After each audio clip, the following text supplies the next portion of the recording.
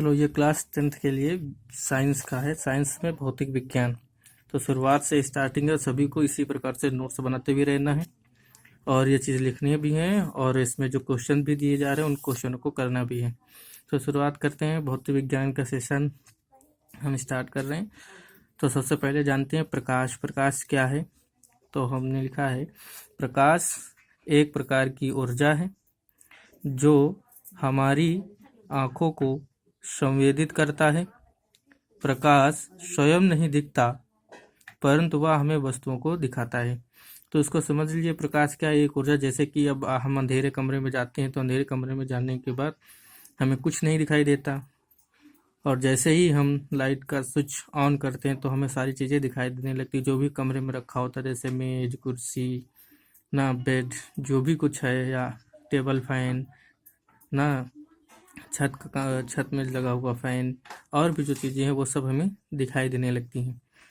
तो संवेदित करना, इसमें से एक शब्द है, आंखों को संवेदित करना का मतलब क्या? जैसे जब अंधेरे कमरे पहुंचे थे तो हमें कुछ नहीं दिखाई दे रहा था, हमारी आंखें काम नहीं कर रही थी, लेकिन जैसे ही हमने लाइट का स्विच ऑन किया तो हमें दिखाई देने लगी। तो ये होता है संवेदित करना, ठीक है। और फिर हमने बताया कि प्रकाश स्वयं नहीं दिखता परंतु वह हमें वस्तुओं को दिखाता है। तो स्वयं कैसे नहीं दिखता? क्योंकि जब हम कमरे में गए थे तो हमें नहीं दिख रहा था, कुछ भी नहीं दिख रहा था। जैसे हमने स्विच ऑन किया तो हमें सब कुछ दिखने लगा, लेकिन किसकी वजह से दिखा? वो प्रकाश आया उसकी वजह से दिखा, लेकिन प्रकाश कैसा होता है ये हमें नहीं दिखा। हमें दिखा क्या? वस्तुएं। तो इसलिए प्रकाश हमें स्वयं नहीं दिखता परंतु हमें वह वस्तुओं को दिखाता है। तो ये हो गया। अब प्रकाश के गुण देख लेते हैं क्या है। तो क्या है? प्रकाश सीधी रेखा में चलता है। पहला नंबर, प्रकाश सीधी रेखा में चलता है। अब सीधी रेखा में कैसे? कभी कदार देखा होगा कि जब कहीं पर कमरे में आप बैठे हो, बंद कमरा हो, तो कमरे में कहीं एक छेद से सूर्य की प्रकाश चला तो वो बिल्कुल सीधा एकदम चला आता है। तो इससे पता चलता है कि प्रकाश सीधी रेखा में चलता है। फिर दूसरा, प्रकाश एक प्रकार की ऊर्जा है। तो ऊर्जा तो ही, बिना ऊर्जा के कुछ होता नहीं। हर चीज़ के लिए ऊर्जा भी चाहिए। रोशनी भी हो रही है उसके लिए भी ऊर्जा चाहिए। जैसे कि हम अपने हाथों को जब रगड़ते हैं तो उसमें हाथ गर्म हो जाते हैं, तो वहाँ भी क्या हुआ? ऊर्जा हमने दी, वही ऊर्जा लगी। तीसरा क्या है? प्रकाश की चाल 3 × 10⁸ मीटर पर सेकंड होती है। तो ये प्रकाश की चाल है, ये याद रखिए। प्रकाश की चाल वायु में है। प्रकाश की वायु में चाल 3 × 10⁸ मीटर पर सेकंड होती है। चौथा नंबर क्या है? प्रकाश की तरंगदैर्घ्य 3900 एंगस्ट्रॉन्ग से 7800 एंगस्ट्रॉन्ग तक होती है। 3900 एंगस्ट्रॉन्ग का मतलब क्या होता है? एंगस्ट्रॉन्ग एक दूरी मापने का एक बहुत ही छोटा सा मात्रक है, बहुत छोटा यूनिट है एंगस्ट्रॉन्ग, जो कि 1 मीटर। इसको हम लिख देते हैं कि एंगस्ट्रॉन्ग क्या होता है।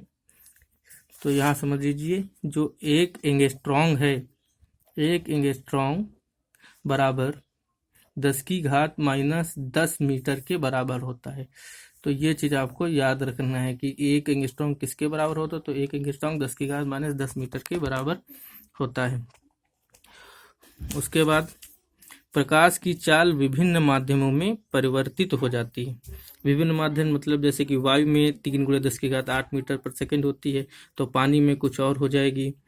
और जैसे कि पानी के अलावा अगर कांच में जाएगी तो कुछ और हो जाएगी।